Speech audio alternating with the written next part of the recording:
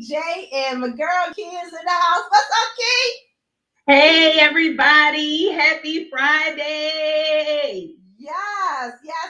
We are so excited to be with you guys tonight. We are just wow. It's a lot. It's amazing. We're excited to have our husbands with us tonight on Victory Talk. So say hello, guys. Y'all notice my lovey. Hey, what up? How y'all doing? How y'all doing out there? It just feels so good to be on the show. I finally get on the show. I'm the pastor. I just finally got on the show. Oh my gosh. Y'all know this is not true. So that's letting y'all know already tonight they are in cut up mode. Even though our topic is a little deep, but they in cut up mode already. So, but it's all good. That just means we're gonna have a good time tonight. So y'all know how we do. Come on, let's get started. We want you to text somebody, call somebody, tweet somebody, tell them that Victory Talk is on and it's the marriage edition. And I don't know about you, but I know for me and for this guy, listen, we need our marriage editions, okay? We need our marriage ministry, our marriage group. We need our group of people to, to bounce stuff off of, to talk us down off the ledge, to keep us on, together. All right. So until we get back in the building, this has been so helpful. So, even though we have been facilitating it, we have been learning so much and, just the reinforcement. So our topic tonight is going to be very interesting. So just saying hey to the folks that we see out there already. Miss Victoria, we see you. Hey, how you doing, Miss Vicky? We glad that you out there with us. And there's somebody else on. I can't see who they are. But Spencer, Tia. Ty Parker. Hey sis Tia. Hey y'all. Okay. Hey everybody. All right, so y'all on here tonight. Y'all don't think hard of us, okay? We put that out there in the front, right, Key? Don't think hard. Absolutely. So tonight we are talking about vows, traditional wedding vows. We're gonna start there. The traditional wedding vows. Oh my gosh! Look, I didn't tell him. I know that you emailed him, but I didn't tell him. So I was just gonna kind of let him come with it tonight. But the traditional wedding vows, and this is like really interesting for Pastor Phil and I because we perform weddings, we perform marriage ceremonies, okay? So we marry people. So we say these, not only did we say these, to one another, how long we been married? I know. I'm just trying to. Years. I was waiting to see. See, I ain't got no hair on my head. I was waiting to see if you had it. 16 years. All y'all who've been married and y'all got hair on your head when you get 16 years, guess what? It all goes away. Enjoy it now. Listen, I'll tell y'all later about the real truth about his hair, okay? Y'all know we real transparent. I'll tell y'all the real truth about that hair. And it ain't had, okay, so maybe it had a little bit to do with me. Okay, but maybe my thing was the gray. Yes, y'all that right there, that's me. I take responsibility for that. But anyway, so 16 years, we said these marriage vows to one another in front of God, in front of family and friends by way of the Reverend William A. Gray III. All right. But now I know, right? We perform marriage ceremonies. And shout out to one of the couples that we married 5 years ago, the Meisters, Otis and Kendra Meister. Happy anniversary! Happy anniversary! Yeah, so we married them 5 years ago, and so we are excited to see their growth. So let me just share these wedding vows with each and every one of you. And it starts off. You want to read something, Lovey? No, not really. Okay. It says, I blank, and I'm going to put my name in it. Okay. I, Jackie, take thee, Philip, to be my wedded husband, to have and to hold from this day forward, for better, for worse, for richer, for poor. Y'all listen to these words now. For better, for worse, for richer, for poor, in sickness and in health, to love and to cherish till death do us part, according to God's holy ordinance. And thereto I pledge thee my faith. We all are familiar with what they say, but how do we actually execute them is what we want to talk about tonight. Let's break this thing down just a little bit. We're going to break it down a little bit, y'all. We are going to explore some parts. We're going to explore some parts of the vow that are there and some that didn't quite make the cut.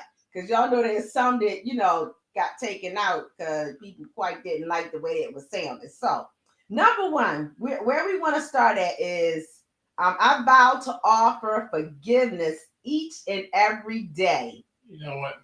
Miss Victoria has already changed the marriage vow. She got in here. I will love you, not going to obey, but will follow as long as you lead the right way.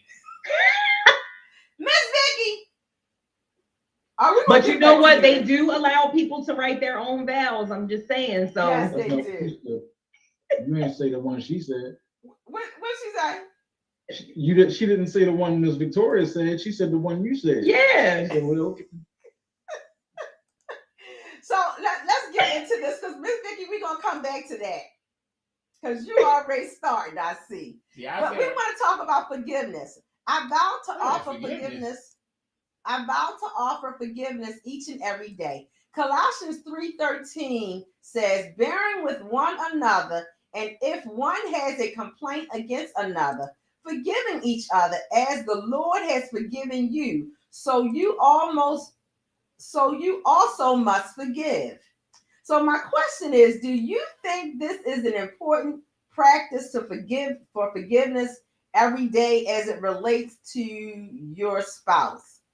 Do you think that it's important to practice forgiveness? Because we all slip up. Philip slip off all the time, y'all. I'm trying to tell y'all. That was really something. We're gonna talk about forgiveness. We're gonna say he slip up all the time. Like you just walk on cotton. Baby, you said I know you. So to our audience, what do you think? Michon, I'm gonna toss that over there to you. What you think? I'm gonna be honest with you. It's kind of a question that's gonna get most of the men in trouble if they don't answer it the right way. But you know me, I don't hold my tongue for anybody. I really feel like I can't speak for all men. I know I can speak for myself and maybe my brother, but we don't really hold on to as much as y'all ladies do. So some things that when you will look for forgiveness, I don't even be thinking about what am I forgiving? I forgot about it already. Y'all hold on to stuff. We don't hold on. Wait a minute. Yep. All right, now this is why. Okay, so this is not the way that we were intending for this to go. Okay, right. But y'all already know how we do. We can only be real. We can only be us. So, like Sister Lisa said on the prayer call, get your tissues ready because yeah, you're gonna be laughing. I thought she was gonna say get prepared just in case of some tears. No, you're gonna be laughing because these two is about to get themselves into trouble on question one. Digging the hole already. I think it's important to practice forgiveness every day as it relates to your spouse because not just not holding on to grudges, not going to bed angry and all of that kind of stuff. But, when you hold on to things, we all know what the Bible says, we have to forgive others in order for us to be forgiven by God, number one. But number two, if we can forgive anybody else, you know what I mean? We can, people offend us on a daily basis. They hurt our feelings. They, make us cry, whatever. And we can move past that. We most certainly should be forgiving our spouse who is, I dare say more important than most other people that we come in contact with that may offend us. At the same time, though, your spouse or the person, you call your husband or your wife, they probably can hurt you more than anybody else in the world. So it's like, it's harder to forgive a person that's so close to you. But sometimes, like I said, you holding on to something, and I forgot we was arguing in the first place. I was trying to help you. You ain't gotta help me. No, I was trying to help you, and you brought it right back to it. That's exactly where Y'all see how I try to turn it around real quick, and here he go back. Y'all hold grudges, hold on to stuff. Sir. Listen, we got in an argument one time. I don't even remember what it was for. See, that's my point. I don't even remember what it was for. But we got in an argument one time, and she was like, "This the same thing you did when back." Hold up, let me get my book out. It's the same thing you did, such and such, such and such. And I'm like, dang, I forgot about that. Oh my God. Yeah, y'all hold on to But wait a minute, hold up. Key, for real. You know, we do that. We did that, but why are you bringing up old stuff? Because you bring up old stuff. Because that's what we get in trouble for, old stuff. I mean, look, hey, Phil, the sink be full of dishes. You like, you know what? I'm going to beat her to it. I get down the steps, start washing dishes, and I didn't do something. Oh, my goodness. And I come up and says, what, baby, I was washing dishes. Why you mad? Because the other day I said, you still talking the other day. Okay, so to keep it real, we do sometimes. I do sometimes, but most of the time, I don't be bringing old stuff no more. We're past that. 10 years, baby, this month, okay? We passed that. You see my hand, Phil? You ain't got the 16 yet. See, right now, you still got peach fuzz. 16. Hey, I woke up on the 9th and it looked like this. It ain't been back since. Tia Parker said, why do we hold on to old stuff? I don't know if we necessarily do it on purpose, but you know that old saying that goes something like, you don't remember. It's easier to remember like the bad stuff than it is the good stuff. Like you tend to, forget when they do stuff right. That's crazy. I do stuff right all the time. You know what? You know what? I was just talking to Jackie about this. We was in, I forgot, I think we was in Target somewhere. And she was talking about something happened. She said, you know what? I normally don't do those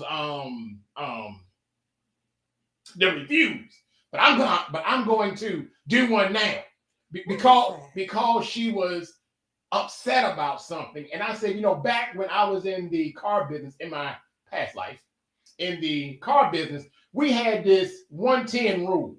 If you gave somebody good customer service, they would tell one person.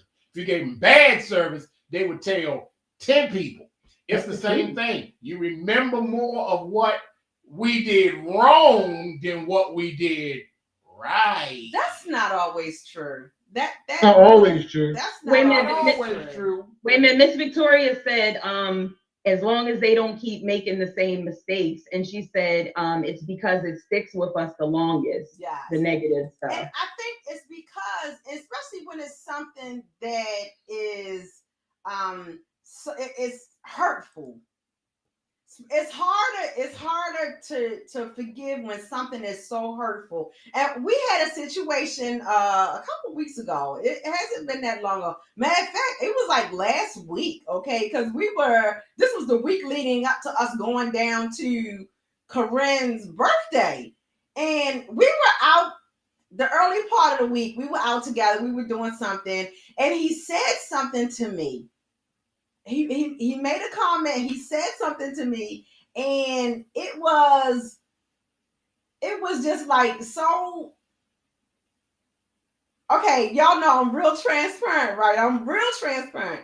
It really was a small thing, but it was one of those things. It just like it cut real deep. So we had taken, the have a heart to help stuff to one of the members, to them on their job so that they could take the stuff on Saturday because we weren't going to be there. In the back of her car, oh my gosh, her car was everything. Her car was neat. She had this little container in the back, and you know who you are. You know who you are. I'm talking about you. She had Did it smell good? It smelled good. It smelled good, and it was the stuff in the car was, the stuff in the little container was all neat. It had compartments or whatever. Come on the trunk. And yeah, she had a truck. She had in the trunk. You talking about like when you lift up in the trunk? Yeah. So when you lift up her hatchback or whatever, she had one of those organizer, yes. And I said to Phil, oh, I like this. I need one of these. And he was like, all that stuff all over your car. You got mess and stuff everywhere. One ain't gonna do you no good. No, So, what I wait a said. minute. Hold up. First of all, Right. so you see I'm clutching my pearls. I don't have. how you see how being upset. You don't even know what I said. What I said is that your stuff will be everywhere anyway. That was the exact words I said. Is that better than what she said? A lot better. Yes. No. No. Listen, See, and my thing is this. Okay, that was so the wrong answer because y'all know I have the SUV. He got his little nice Mercedes, and we barely ever in his little nice Mercedes, okay? And so, but everything we do together is in my car. So whenever he goes somewhere, whenever he do something, whenever he needs to move something or whatever, he take it in my truck. And so he just leaves stuff everywhere. But my point is that I was like, wait a minute, that wasn't nice. That was so the wrong answer because half of the stuff that's in here is not even personally Jacqueline's. I got the church stuff in there. I got his stuff, his job stuff, What the the grandchildren What's up? cords, and like the projector cord the other night, whatever. Okay, but and then One my cord. thing is, One power cord. it wasn't just One power cord. It was wasn't. it's this long and It about wasn't. that big around. It wasn't one power cord. It was a whole bunch of mess. No, it wasn't. Miss one Victoria power cord. said, "Don't try to pretty it up." Thank you. Thank Don't you. try Thank to you. clear it up. But my thing is, what I'm trying to get at is Yeah. that it was such a hurtful thing. It was such a hurtful thing because I feel like sometimes we forget how to talk to one another. We forget how to respond with compassion, understanding, caring, kindness, those type of things. And so, although, you know, he realized that what he said was offensive, but I was so hurt. I mean, I was just like really hurt. And so he apologized when we got back in the car. But y'all, it took me 3 days. It took me 3 days to forgive him. I And could I have think died. the only reason why, not the only reason why, but the reason, I think the reason why I started talking to him was Because she needed something. no, it wasn't because I needed anything. It's because I knew we was about to drive the next day. We was fixing to drive 3 hours to Virginia. Listen. And then we was gonna have to talk to him sooner or later. I'm 10 years in now, Phil. I think I can say something about you're right, brother. Because they can hold on and not talk to us a whole car ride when they mad. She probably needed you to do something. Car had to be packed. Stuff had to be moved. Dog had to be taken to the setup. See? I mean, Oh Lord, I'm about to move on. When Kiki Move on, started- move on.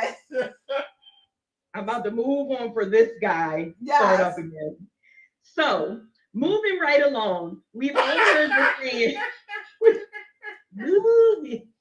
We've all heard the saying, the grass is greener on the other side, right? So if you say the grass is greener somewhere else, you mean that other people's situations always seem better or more attractive than your own, but may not really be so. Number 2, I vow to never believe that the grass is greener. So I didn't find a scripture for this one, but rather a quote. And that quote states, when the grass looks greener on the other side, it is the Holy Spirit telling you to water the grass you're standing on. And that is a quote by Eugene Cho, and I just absolutely love that. So my question to you guys is, what does this quote say to you? You know, we all have different interpretations of things. What does it mean to you? And why is it important to not focus on greener pastures in this sense? I'm going to tell you this. When the grass looks greener on the other side, I bet the water bill is higher too. You know what I say about that, brother? Stop looking over in the neighbor's yard. Mind your business. Your grass will look just as good as you put as much time in your yard as they did in theirs. But I think what it means, I think what it means though, in relationships, as it relates to marriage, you know how or just us and people in general, we might tend to, look at somebody else's situation, or you know what I'm saying, if your spouse gains weight, that now I'm this is not me. This is not me. This is not me, but I'm just putting it out there. If you say, that your spouse, gained weight or changed their hair, and you didn't like it, and then, say you prefer green hair or something like that, and your spouse changes their hair to yellow, you might then, see a young lady with yellow hair and be like, oh wow, she, whatever. So I think it's pertaining to that. Like, just because something looks good, doesn't mean, and you got to keep focused, keep your eyes in your lane where they belong. I think for me, I kind of feel as though that it is important that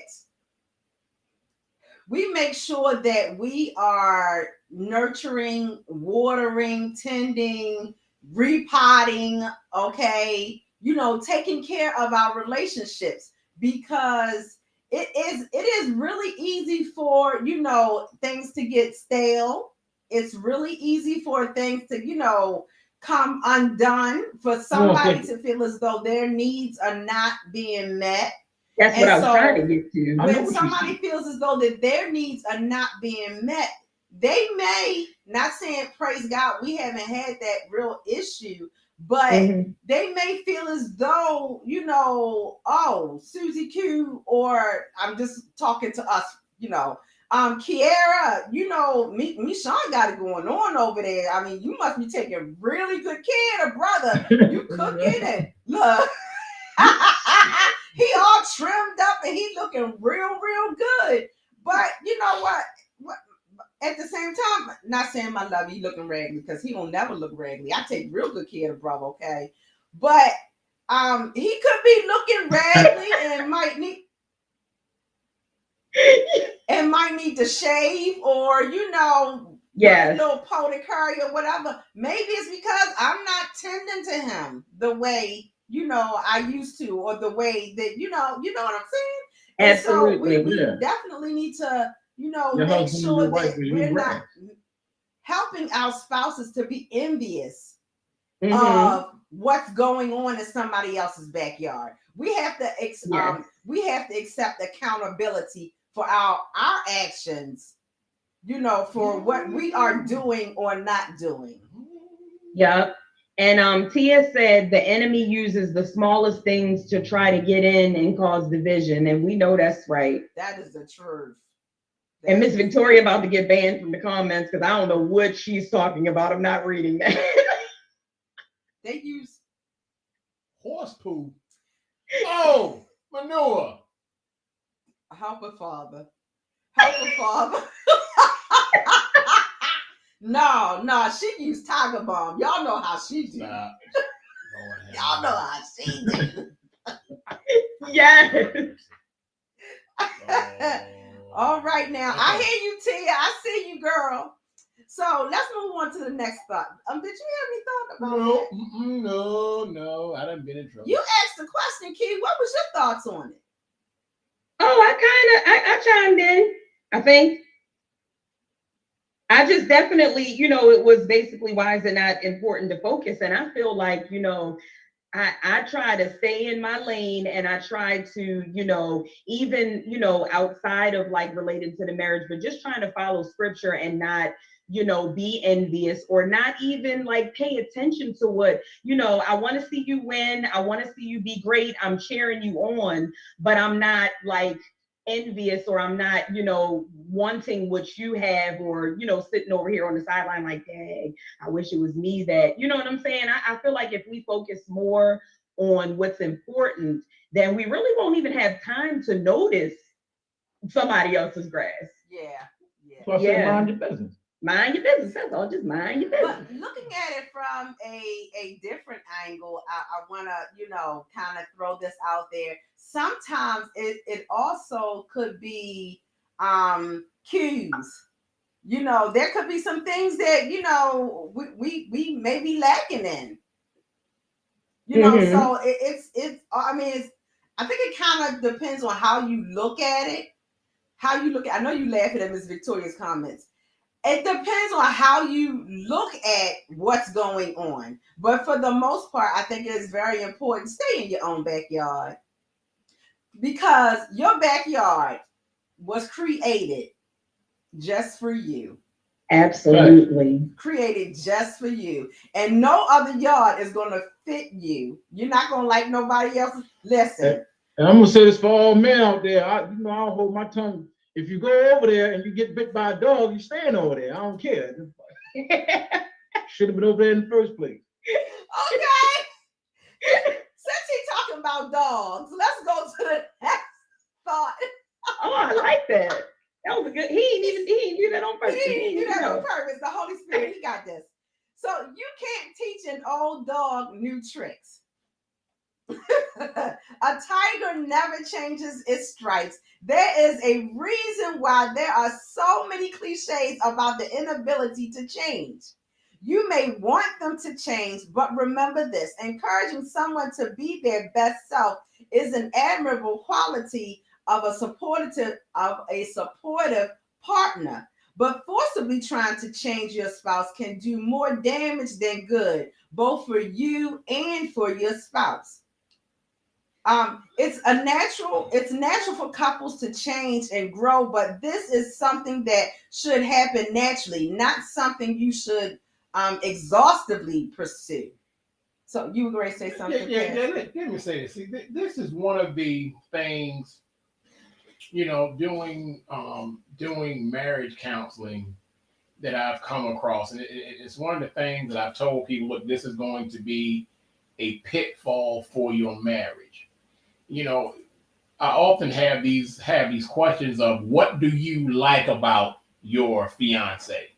And then I have the questions of what do you don't like about your fiance? And a whole lot of times I will have, and especially not picking on women, but this comment especially comes from women. I don't like when he does this, but it's going to change after we get married. For some reason, they go into something that as soon as they say I do, that somebody is going to change. And they're only going to change if they want to change. But when you go in with that mindset that I'm going to change you, you're going to get disappointed. You're going to get hurt. You're going to be all twisted up because I've been trying to change him and he just won't change. And so when we look at this thing, as we grow together, we do change. There are some changes that happen because we always tell people that first 5 years. The first 5 years are the hell years. Lord, the first 5 years are the years you'll be wondering, why did I do this? God, I prayed, and why didn't you not tell me that they were crazy? It's the first 5 years. No, we in 10. She's still crazy. Okay. You know what, bro? I don't know what to tell you now. But anyway. But it's a crazy. That's where that glue come into play. It's that molding time of now molding these two personalities, molding how these two people did their things separately, now trying to mold all of that together. And that's what brings about the change, but you can't force anybody. Hey, big bro. Wait a minute, because she didn't get the. Go ahead. I didn't get to finish reading because you know what? He was real quick on the draw. Okay. It says, I vow to let you be who you want to be, not who I want you to be. And the quote that we have is, love is never about changing your partner or changing yourself. It's about accepting each other the way they are and try to improve, not improve not yourself or your partner, but your relationship.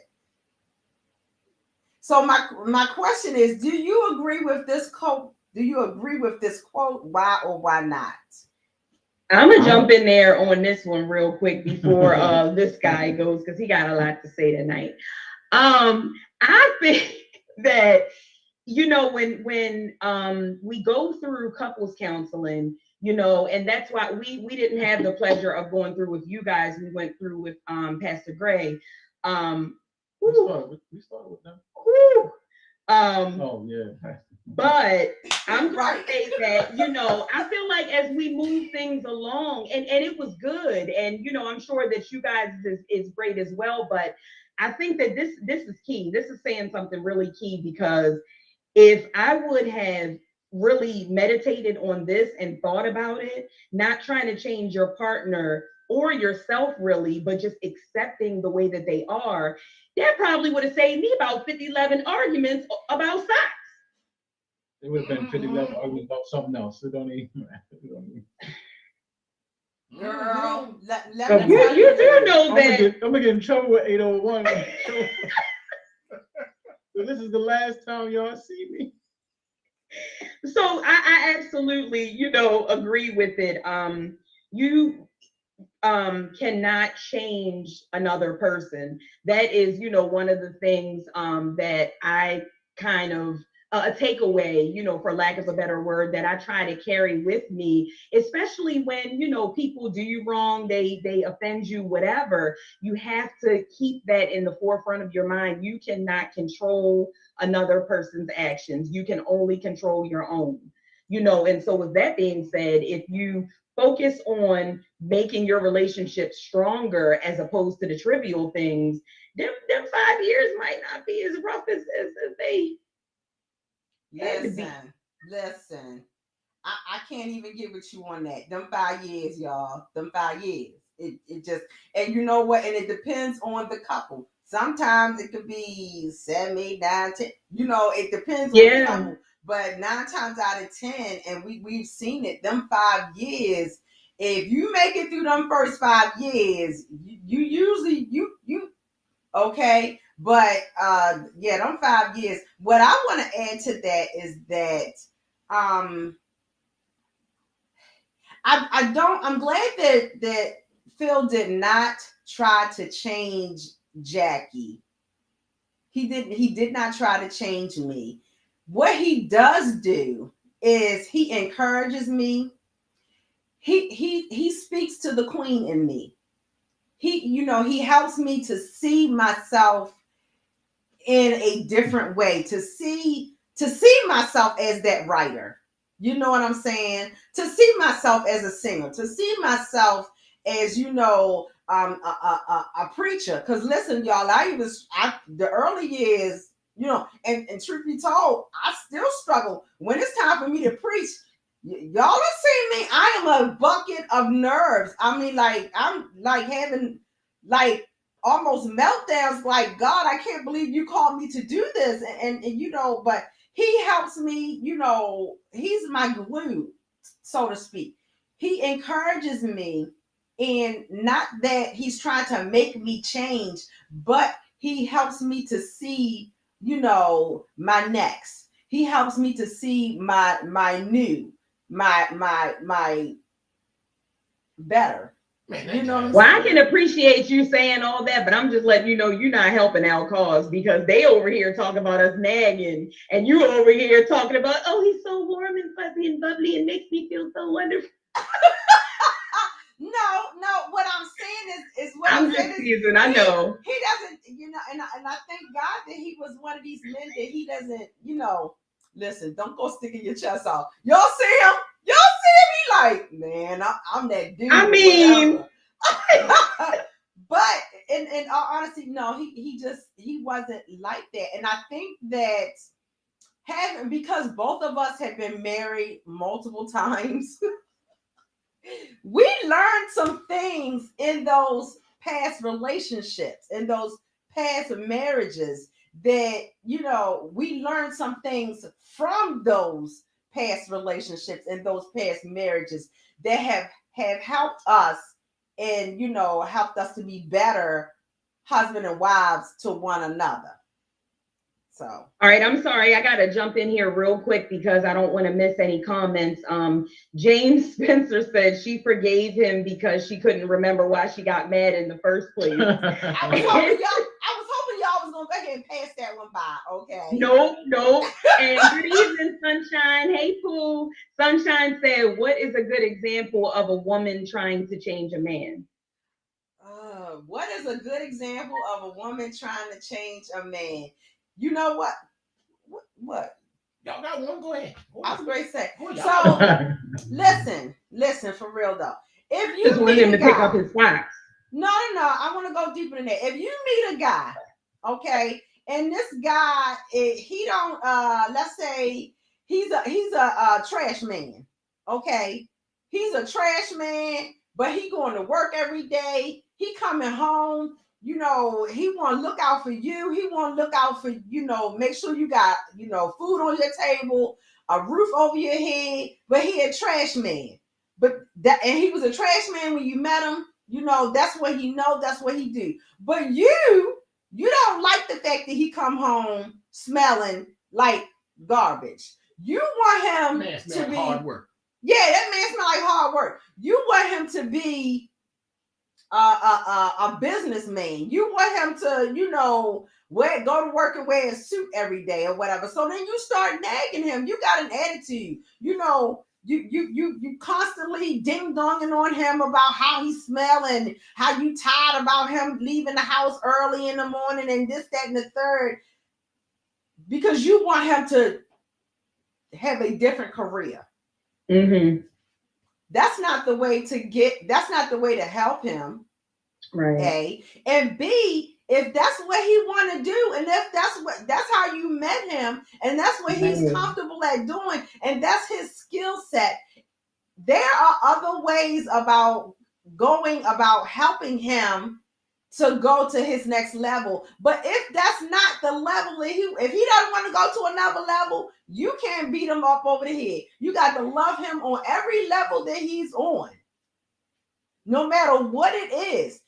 Speak to that king in him, right as the trash man that he is, because prayerfully what you're doing is you're helping him to be the best trash man he can be. Wash his clothes, pack him a lunch, set that alarm clock, stroke him, do whatever you got to do to make sure that he's being the best at whatever it is that he's doing.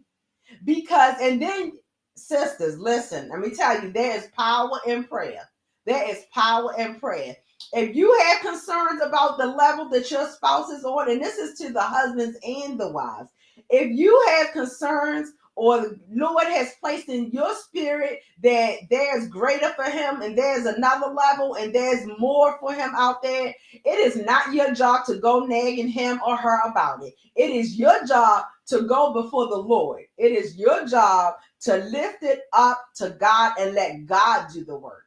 So many times we want to take it upon us to push and to pull and to nag. And you know, men, you can't tell a man something multiple times. You cannot say the same thing to a man multiple times, because what do? They feel like you nagging them. Mm-hmm. And y'all.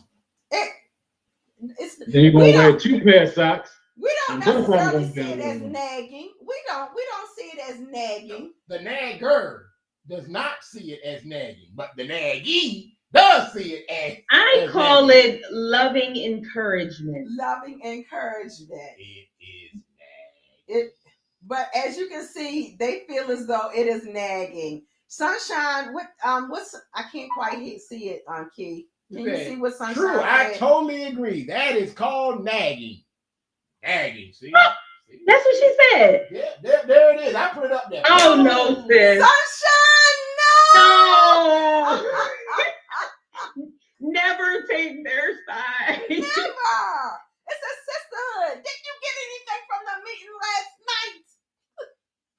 Yeah. See, brother, they having meetings against us. You see what's going on? Yes. Oh, so now I see what it is. Women's ministry is actually the He Woman Hater Club. It's the He Woman Men Haters Club. That's what it is. We're going to ban this thing. Y'all terrible. Keep go You ahead. got any comments before I move? Oh, Okay, man. I think we can. We're gonna have to have a church board meeting and shut this thing down, go. Oh my gosh.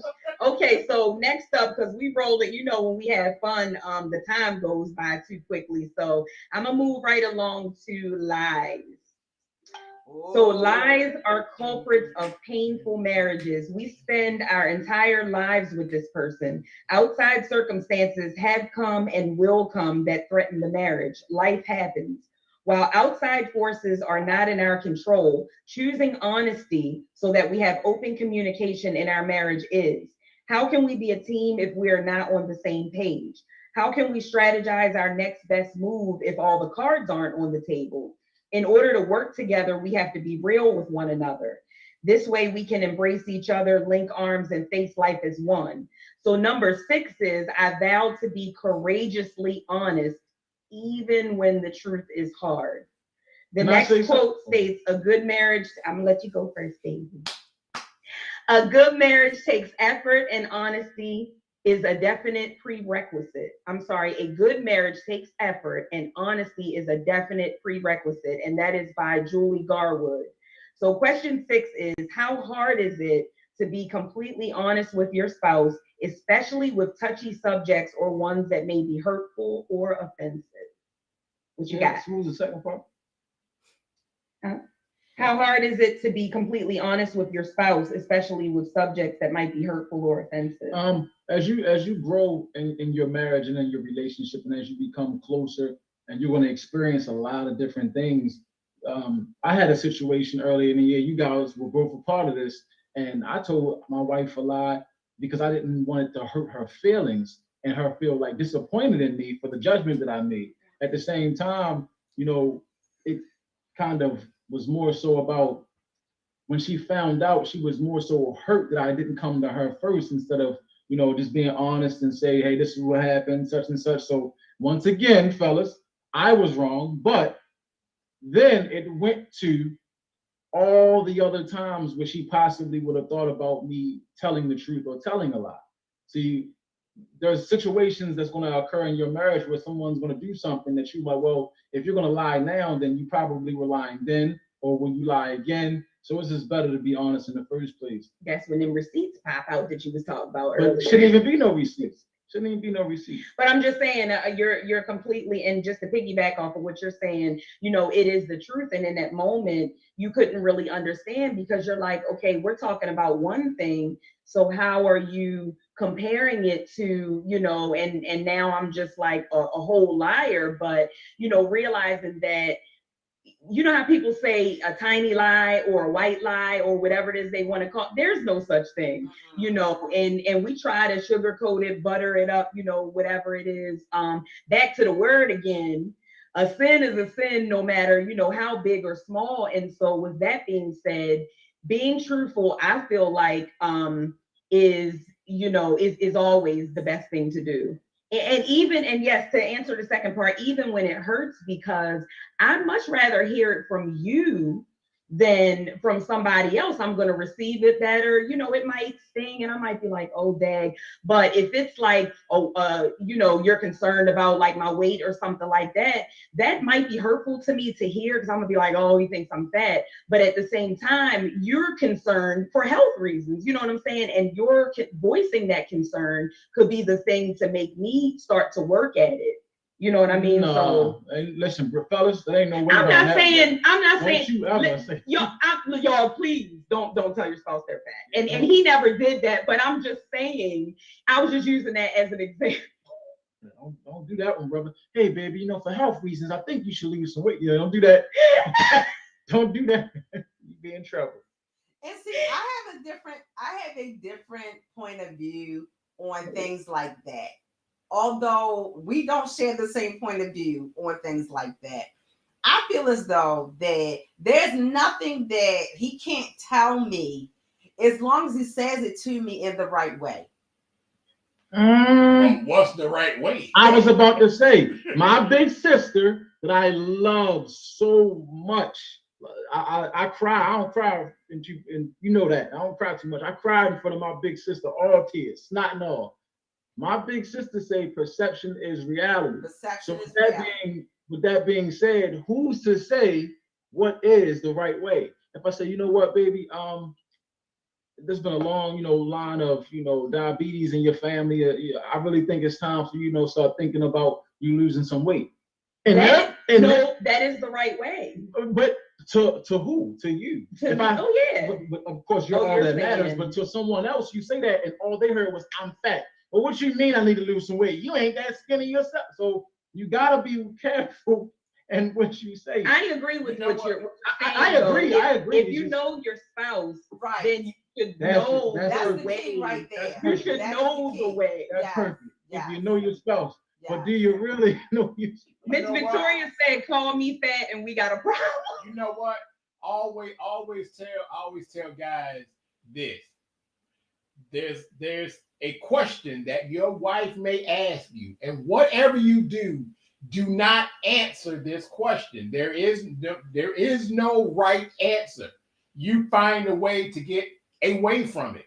And that question is, if she puts on something and says, "Do I look fat in this?" Do not answer that question. Yes or no, they are both wrong. Do not answer the question.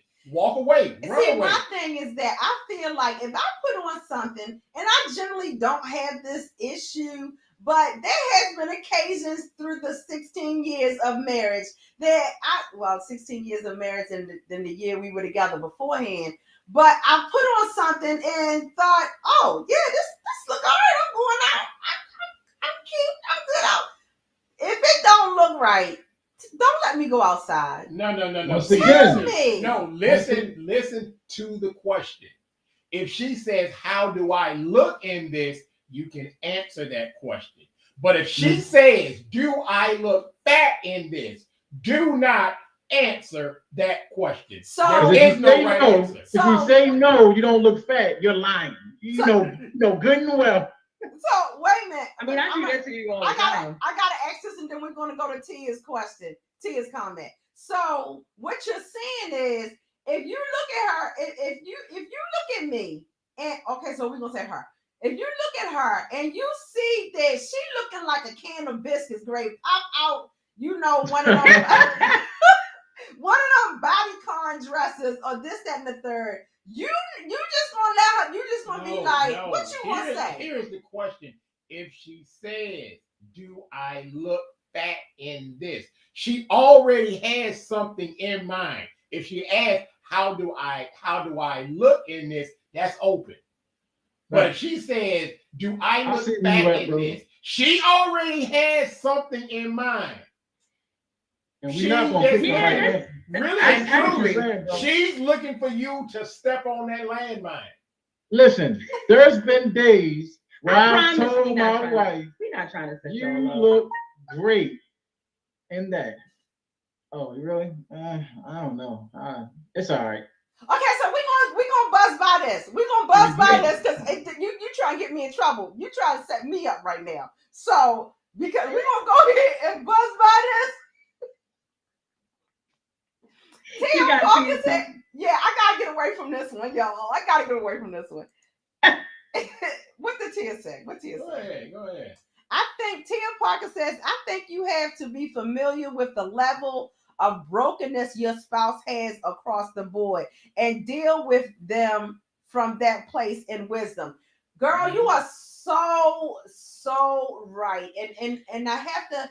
And I think that may be one of the reasons why Phil stands on, stands firmly on this topic. Because my first husband, listen, y'all, okay, I gained over 350 pounds. Okay, I was over 350 pounds after my last child. Okay, and so I gained a lot of weight through the years that him and I was married, but he was constantly always on me about my weight. I'm not attractive. He didn't find me sexy, whatever it was. He was always, and he was mentally, emotionally, verbally abusive, and it all was around from that. I mean, he would do things like hide food. he would do things like buy me exercise equipment, you know, and all kinds of crazy stuff. And so that brokenness, yes, that did a whole self-esteem issue to me. Praise God, the Lord has, you know, I declared deliverance from it. Okay.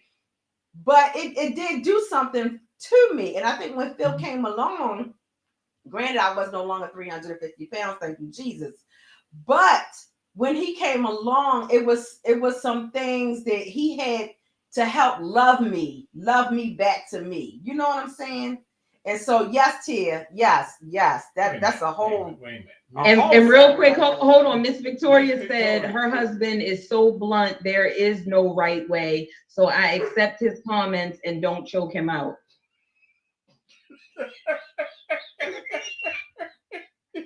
They gonna call them people on your mama.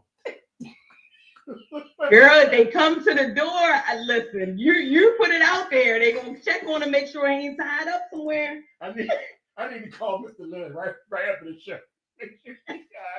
We had another comment. We had another You all right, Miss Bennett? You all right? Sunshine says, see, that is not right at all. Yeah, it wasn't right. It wasn't right. But you know what? It was a journey and a road that I had to travel. And it was a testimony that God was giving me so that I could help somebody else. And it was, I'm thankful for that time period in my life because I feel as though it has helped me to be a better Jacqueline. So, yes. And also on top of that, you have now a husband who is going above and beyond, you know, to just to make up for it and you know, make you feel extra special. And so, you know, that's the funny thing about God is how, you know, it seems like sometimes the very thing that he puts you through, you wind up like being blessed so much greater later on in life with that very thing coming back around. So. Oh, give me chills. He good apples. He good apples. He good apples. Now you are. Oh my gosh, we're at the top of the hour already. Ken, we got one more good one in there. Yeah, you want to do you want to do teamwork or you want to do dream work? Teamwork is do dream whichever work. one you desire. Because you closing us out. You do whichever one you desire. All right. So we're going to say marriage teamwork is a feeling of togetherness, mutual support, and unity on multiple fronts, including finances, parenting, chores, sex, and emotional intimacy. Usually, marriage teamwork requires intentional effort of both partners, along with a willingness to share power on all topics. So number 8, that's closing us out. I vow to face new decisions as a team. I dare say I vow to face all decisions as a team. Proverbs 27:17, NIV version says, as iron sharpens iron, so one person sharpens another.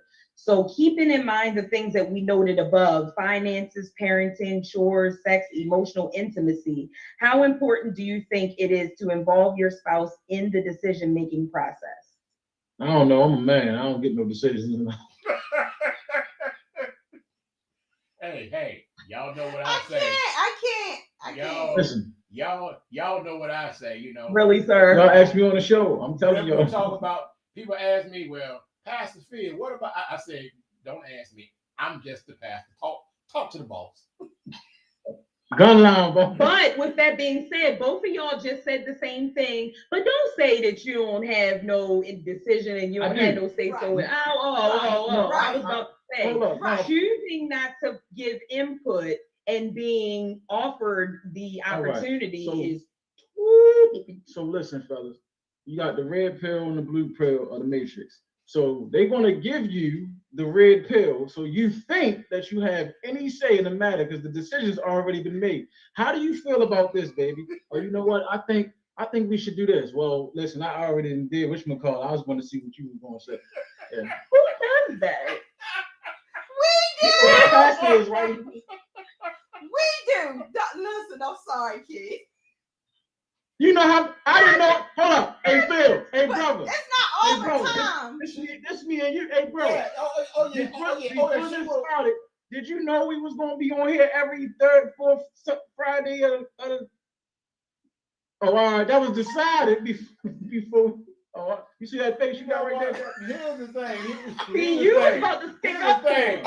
That's what you get. That's You what was I about to stick up for it. See, here's the thing. All the way under the bus. I used to have an uncle growing up, and when he asked a question, he already knew the answer. So he just wanted to see what you were gonna say. Mm-hmm. A whole lot of times that goes on.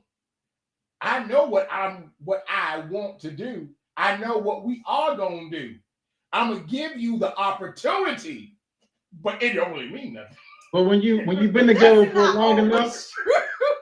when you've been together long enough and you know your spouse, you know that when she leaves and go up Jackie house, come back, you know something's going on that you got to do in the next upcoming weeks. You just got to learn your spouse. You know what? I gotta get these comments in. Deandra is watching. I love you so much. Thank you always for your support. She said her husband just says, yes, honey. And that makes me laugh because the same thing with my parents. My dad, yes, dear. And it's so dry and so like, but you know, they're when they, I think that sometimes they just want to just. It's the beginning of time.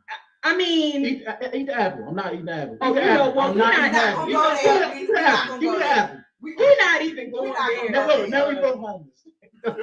And Miss Victoria said it's extremely important, although sometimes they don't want to be involved. And that's all I'm saying.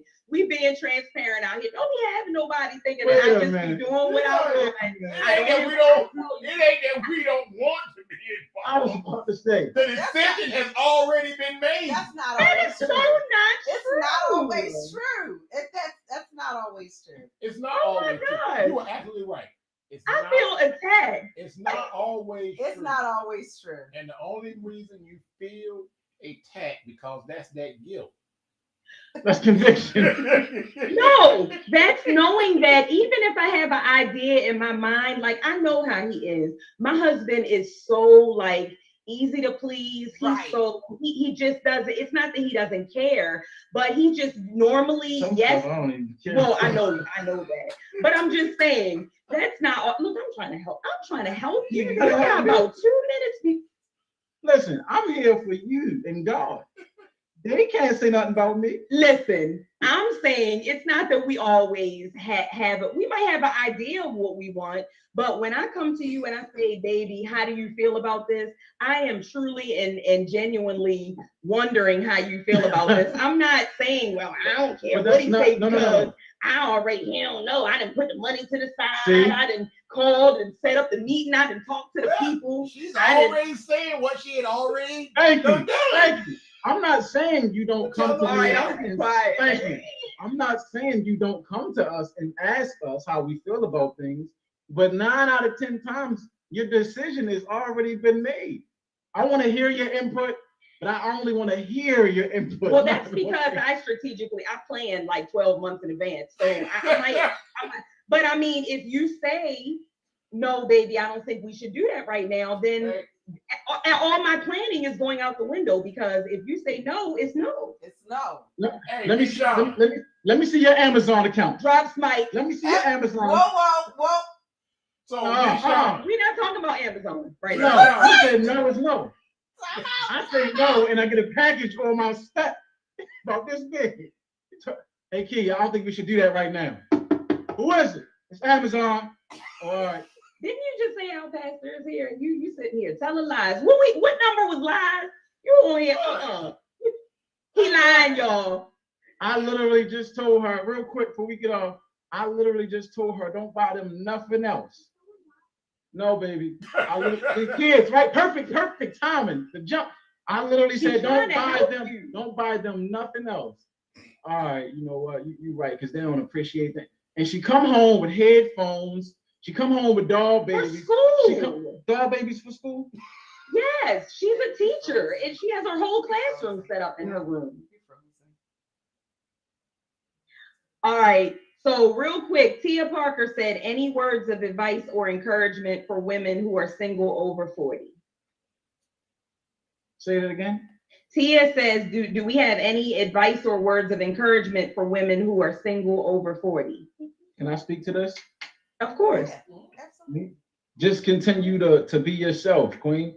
You got to remember that a person will not be attracted to you unless you are confident in yourself. Besides, you can't even be happy with that person unless you're happy with yourself.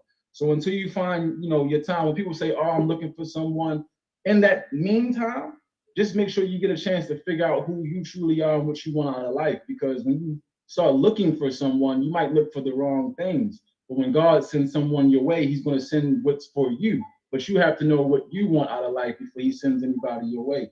But just continue just being you. Y'all queens. And that's the truth. And it's not, it sounds cliche to say, but that really and truly, when you go out looking for things, that is when you kind of come into the wrong type of people, or, they come just like he said. And I know you on a personal level, so I already know you are 1,000% authentically you. Yes. Say it loud for the people in the back, the front, the side. You are the same always. So you got that part down. But I'm gonna say, get out there a little bit. I know It's COVID. Get out there with your mask, but all jokes aside, you're so busy caring and nurturing and loving on us, and we appreciate you. We really do. You can do that and still make time to mingle, boo. We're gonna talk about this off air, but yes, Tia, we got you. Yeah, what I want to say to you, sis, is, are you ready? Because you have to make the decision within yourself that I'm ready. You've got to know that you really are ready. So make sure that as you are, loving on yourself and getting out there, but make sure that you know that you are ready. And what I would listen, I am big on this. I'm real big on this. Make a list. The word of God says, write the vision and make it plain. Write the vision and make it plain. Be very specific. Be very detailed in what it is that you want. Because once we reach a certain age, those of us over 40, those of us over 50, we get a little set in our ways. We have some specific do's and don'ts, some things that we want, some things that, what we need, and this, that, and the third. And we have a tendency to, say, oh, I want this and I want that, and forget about what it is that we really, really want. Don't think about the surface. Don't think about just, oh, I want him tall, dark, and handsome. I want him fine and, a good grade of hair, wavy, this, that, and the third. All that, he going bald, sister. Hey. All that kind of stuff, put that out the way, but you really want to think about what it is. What do you want him to be romantic? Do you want him to hold your hand when you're walking in, in the grocery store? Little things like that. Be specific. So that's what, right. That I would say. You get to a certain age, see, I need a woman who knows the sign of stroke. And my God. When she see my mouth all twisted up, she go, oh, you have a stroke. Well, let me come over. Let me help you. Not your traditional church. Lord have mercy. Hey, brother. No, you ain't got to be all fine. You ain't got to be all cutesy. Have all this apple bottom booty. You need to know what stroke looks like. I'm just glad you cleared it up, because I wasn't even going to touch that when you first said it, because I was left that one alone. Oh my God. Lisa McDaniel said, my advice to you, Tia, is if a man asks what you're looking for in a man, don't tell him, because he might say he is what you just said. Tell him you will see and let him show you who he is. Go ahead.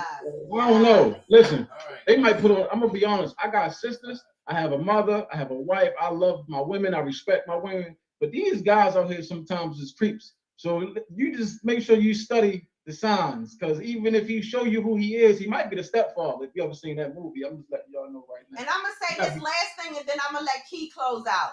when you start dating, and this is to anybody listening, man, woman, whatever, do seasons, do the 4 seasons. Everybody changes with the season. You need to, before you go, trotting yourself down an aisle or whatever, you need to know, do he have issues when the fall and the winter come around? You need to know, what does he like in the summer? What does he like? Is he a party hound come the summer or the spring? You need to date them for the 4 seasons before you get connected, get married or whatever. So that's my suggestion. Okay. I love that. Date them for all 4 of them. You got to get through the heat, the cold, and the in between. Yeah, I love it. And for my brothers out there, you can't do the same thing every season. I'm telling you right now, you better learn. You better learn the different types of. You go to Hugger in the winter, it's good. You go to Hugger in the summer, it's too hot. Move over. So you better learn them. Oh, that's bad. Close us out, Carrie. All right. And sorry, Deandra said, just stay true to you and know what you want. Don't settle. You know your worth and stick to it. That's dope. All right, y'all. We have surpassed the top of the hour. Y'all know how we do on Victory Talk. We might run over a little bit sometime. It is all good. It is all in fun. It is all in love. It is all in education and fellowship. We want to thank each and every one of you for tuning in this evening for our marriage edition. We look forward to seeing you guys back right here in this spot next Friday night for Hot Topics.